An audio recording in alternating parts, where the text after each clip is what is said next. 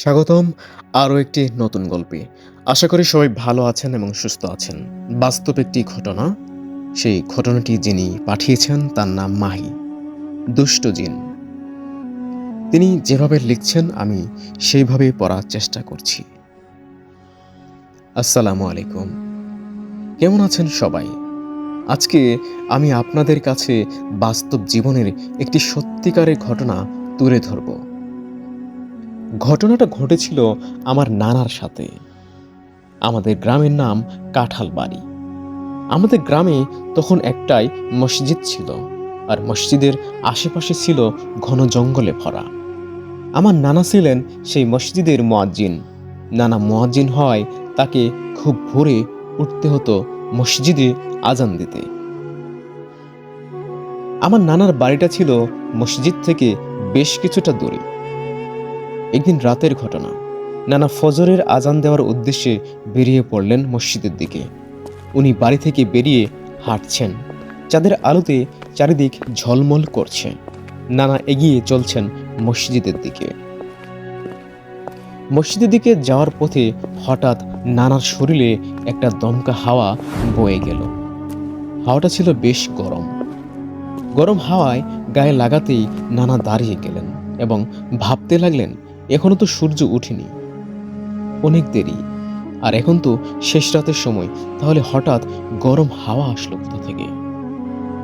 তিনি মনের ভুল ভেবে আবারও হাঁটতে লাগলেন মসজিদের উদ্দেশ্যে।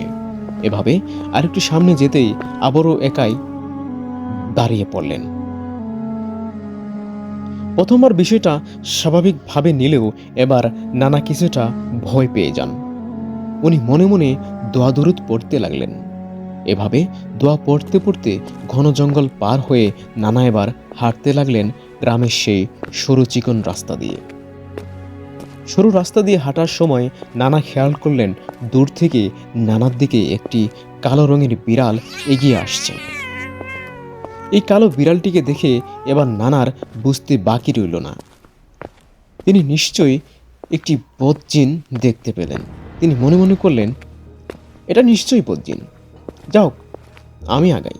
এদিকে তখনই হঠাৎ নানা আবার দেখলেন তার সামনে একটি কালো রঙের ইঁদুর ছোট থেকে আবার বড় আকৃতি ধারণ করছে।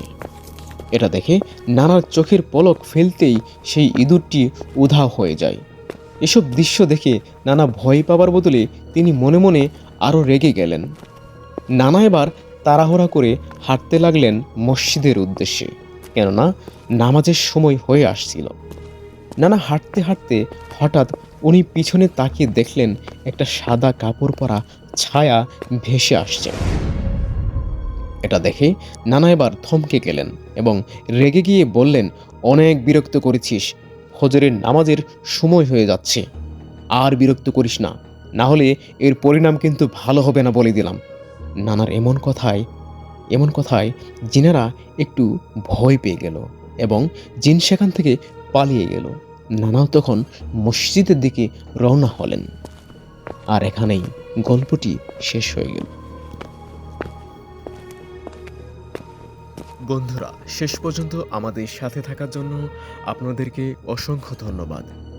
গল্পটা কেমন লাগলো কমেন্টে জানাতে ভুলবেন না। আর নতুন হলে অবশ্যই চ্যানেলটিতে সাবস্ক্রাইব করে পাশে থাকা বেল বাটনটি বাজিয়ে দিন।